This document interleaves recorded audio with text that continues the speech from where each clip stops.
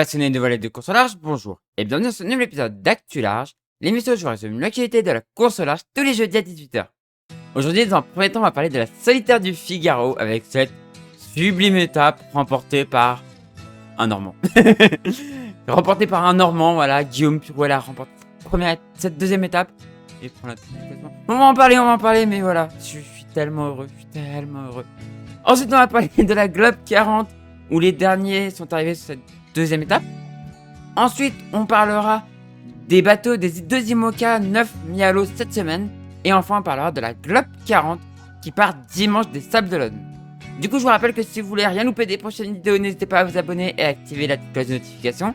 Et si vous voulez me retrouver en live sur Twitch, je suis en live tous les jours sauf les jours indiqués dans le planning qui est en post-communauté sur YouTube ou sur mon Discord. Le lien du Discord est en description de la vidéo. Et le lien de la chaîne Twitch est aussi en description de la vidéo. Et du coup, on commence tout de suite avec la solitaire du Figaro.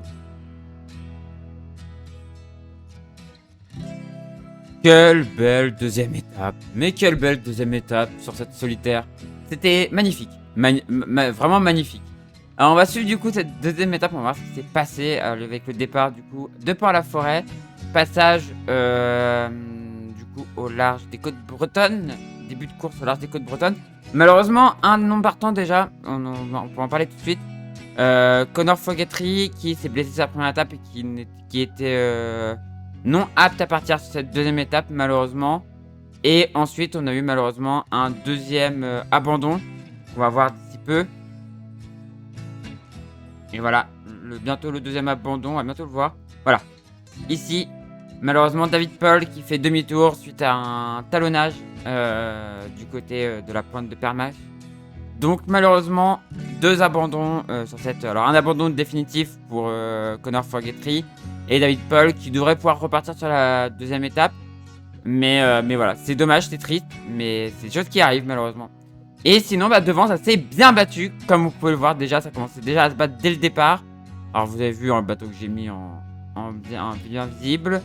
Alors bon, une première partie avec peu de vent et du courant. Et ensuite une deuxième partie avec pas mal de vent, un peu des bords de sanglier. Donc quand je dis des bords de sanglier, c'est que le vent en fait était fort et c'était des bords assez chaud patate quoi. C'était des bords travers largues. Enfin voilà, c'était ouais, ce qu'on appelle du bord de sanglier quoi. Où la finesse, il n'y a pas vraiment de finesse quoi. Voilà, c'est des bords assez durs. On voit que ça joue un peu la stratégie là. Des bateaux qui partent un peu dans l'est, des bateaux qui restent un peu plus à l'ouest. Mais c'est toujours assez serré. Bon, on a toujours des bateaux un peu largués, mais sinon c'est toujours assez serré. Et on voit que là c'est du près, dans du vent déjà.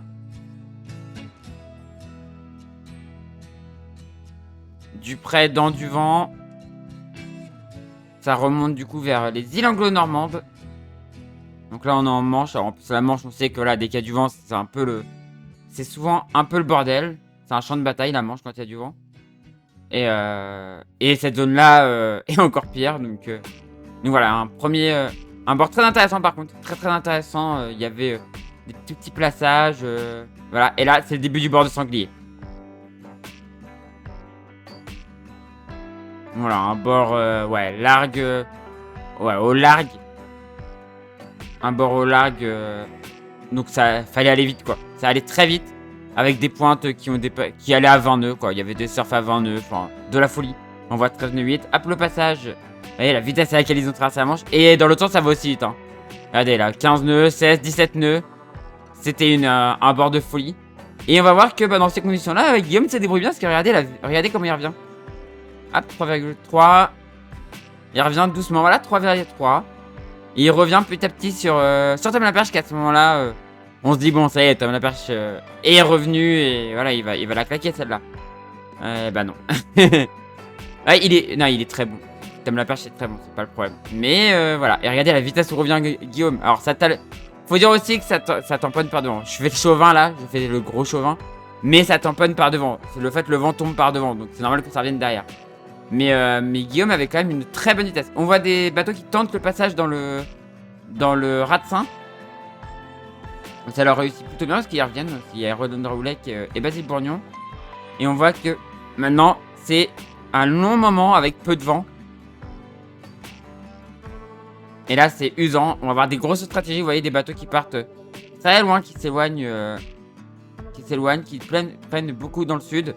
Malheureusement, ça va pas lui réussir à Maël Garnier, comme vous allez pouvoir le voir. Là, on voit que, ouais, il y a de l'écart à ce moment-là. Il y a un petit peu d'écart, mais voilà. L'écart, en fait, est surtout dû au placement. Et on voit, voilà, là, il n'y a plus d'air. Et on voit deux bateaux qui tentent le coup au nord, Basile Bourgnon et Tom Dolan, qui tentent des options. Et là, on voit que là, ça repasse devant et ça la joue dans le tout petit temps. Là, faut être très fin, là. Il y a eu des bords de sanglier, mais là, faut être extrêmement fin. Et on voit que ça fait de la stratégie. Il y en a qui tentent de passer au nord. Et à ce moment-là, moi, je me suis dit, ah, ça sent la même chose que sur la première étape où c'est les mecs qui ont tenté une option complètement à l'écart des autres qui vont gagner. Et finalement, non, on voit qu'ils se font totalement arrêter par la suite, ceux qui sont dans le nord. Et au sud, ça repart et ça passe. Et là, maintenant, on a une belle bataille entre les trois premiers, hein, Achille Nebou, Guillaume Pirouel et Tom Laperche, qui vont se battre jusqu'à l'arrivée. Et voilà, on a la descente du coup au portant, dans pas beaucoup de vent, c'est pas violent, on est à 9 nœuds. En vrai, ça avance quand même bien, 9 nœuds 2, c'est pas mal, hein, c'est bien 9 nœuds 2. Hein. Mais bon, c'est vrai que par rapport à ce qu'ils ont fait sur l'étape. Mais voilà, la bataille est belle, 9 nœuds 2, et on voit que... Alors regardez, on n'a pas parlé de ce petit moment-là où Guillaume fait un coup, mais de... C'est trop beau. Regardez, Achille Nebou va un peu trop loin, et hop là! Et Guillaume en panne juste un petit peu avant. Et il se recale. Et là, c'est magnifique. Regardez ça. Regardez ça. Ça, c'est du coup de génie. J'en panne juste avant. Et hop, je me faufile et je passe. Voilà. Et du coup, la victoire du Normand Sénomarin Rouennais Guillaume Pirouel. Devant Achille Nebou, Amaris Primo et Énergie. Région Bretagne CMB Performance fait 3ème. Devant Génération... Donc Tom Laperche fait 3ème. Quand même à 16 minutes de Guillaume. Voilà.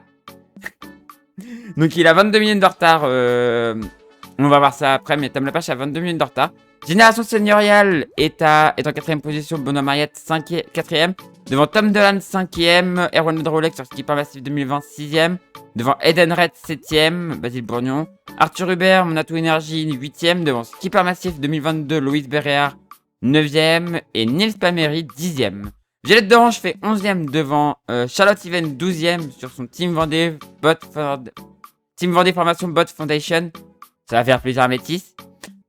Mutual Bleu 13ème, Corentin Auro 13ème du coup devant Gaston Morvan 14ème, Elodie Bonafous 15ème devant Alexis Thomas 16ème, Chloé Lebar 17ème devant Robin Follin 18ème, on retrouve Jules Delpech 19ème devant Philippe Hart 20ème. Le deuxième de la première étape fait 20ème. Donc en fait les mecs de la première étape se sont fait bien distancé, et on voit que voilà, 3 jours 21 heures, il a fini loin des premiers, malheureusement pour lui. Malheureusement pour Philippe qui avait fait une très belle première étape. Alan Roberts 21ème devant Davy Baudard 22ème, qui est le vainqueur du coup de la première étape et qui est très loin du coup. C'est pour ça que, comme on va pouvoir le voir en fait, Guillaume prend la tête du classement général et du classement bisu. Voilà. Kenneth Rumble, 23ème devant Jörg Richards, le premier étranger de la première étape, fait 24ème. Devant Romain Richards, 25ème. Fred Dutil, le vainqueur avant pénalité de la première étape, fait 26ème. Il est très loin malheureusement. Le Normand aussi, malheureusement, qui est très loin en 26ème position. Devant Pip Costa, 27ème. Robin Marais, malheureusement, fait 28ème. Devant Laurent Bourg, 29ème. Maël Garnier fait 30ème et c'est le dernier arrivé actuellement. Et à l'heure où j'enregistre, il y a encore 2 bateaux en mer, et quand vous regarderez cette vidéo, ils ne sont pas encore arrivés, je pense qu'ils sont très loin et ils avancent pas beaucoup. On a Suzanne Buck en 31ème position à la bataille avec Pierre Coffam en 32ème position. J'ai même un petit doute sur le fait qu'ils arrivent avant les délais, on verra, mais j'ai un petit peu peur pour eux. Et malheureusement, ils sont bien retardés. On va regarder du coup le classement général. Et du coup, au classement général, Guillaume Pirouel est en tête sur Région Normandie. Alors les écarts n'ont pas encore été mis à jour, donc du coup je peux pas vous dire vraiment les écarts, mais normalement il y a à peu près 22 minutes entre Guillaume Pirouel et Tom Laperche. Achille Nebou est 3ème, devant Benoît Mariette 4ème, Tom Dolan 5ème, devant Erwan Le Draoulec 6ème, Basile Bourgnon fait 7ème au classement provisoire, hein, c'est du provisoire pour l'instant. Devant Arthur Hubert 8ème, Philippe Hart c'est 9ème, devant Violette d'Orange 10ème, Loïs Bérard 11ème, devant Davy Baudard qui chute du coup à la 12ème place. Neil Palmieri est 13ème, devant Corentin Euro 14ème, Gaston Morvan 15ème, devant Charlotte Yven 16ème, Elodie Bonnefoux 17ème, devant Alexis Thomas 18ème, Chloé Lebard 19ème, devant Robin Follin 20ème, Jules Delpech fait 21ème et 21ème pour l'instant, devant Jörg Richards 22ème, Fred Dutil est tombé à la 23ème position malheureusement, devant Alan Robert 24ème, Kenneth Runball 25ème devant Romain Richards, Laurent Bourges 27ème devant Pip Costa, 29ème Robin Marais devant Maël Garnier 30ème, à égalité avec pour l'instant Suzanne Buck et Pierre Coffam, mais qui ne sont pas encore arrivés. C'est pour ça qu'on n'a pas encore vraiment les temps. Maël Garnier qui fait dernier de cette étape, donc je pense qu'il sera 30ème, il restera 30ème je pense. On verra ça, mais je pense qu'il restera 30ème. Là ça ne bougera pas pour la suite. Là on sait pas encore qui c'est qui va finir devant l'autre, mais voilà. Du coup c'était une magnifique deuxième étape. Départ de la troisième et dernière étape dimanche. Je vais la suivre avec grande attention. Nicolas Chauvin serait très heureux que Guillaume Pirouel l'emporte. Et ça serait juste exceptionnel qu'un bisu remporte la solitaire. C'est très rare. Et je pense vraiment que Guillaume en est capable. Je l'avais dit, c'est pas juste du chauvinisme. Mais Guillaume est un très grand marin, est un très bon skipper. Et je pense qu'il est capable d'aller la remporter. Donc on croise les doigts pour qu'il arrive à faire une très belle étape. Il faut qu'il tienne Tom Laperche à moins de 22 minutes. Je pense qu'il en est capable. On espère vraiment. Il est capable de faire de très bonnes choses. Et franchement, si le podium marche comme ça, c'est un très beau podium hein, avec un Guillaume Pirouel en tête, suivi de Tom Laperche et Achille Nebou. On a 3 très grands marins. Même s'il y en a un bisu dedans, mais on a 3 très grands marins sur ce podium provisoire. Donc on espère que ça va pas bouger. Et on espère, moi j'espère que ça va pas bouger. Et on espère une très belle troisième étape avec quand même de la bataille. Mais j'espère une victoire finale de Guillaume Pirouel. Voilà, bah du coup on se retrouve dans une semaine pour voir qui a remporté cette magnifique solitaire du Figaro dans Actu Large. On se retrouve du coup pour la Globe 40 pour voir l'arrivée des 2 derniers.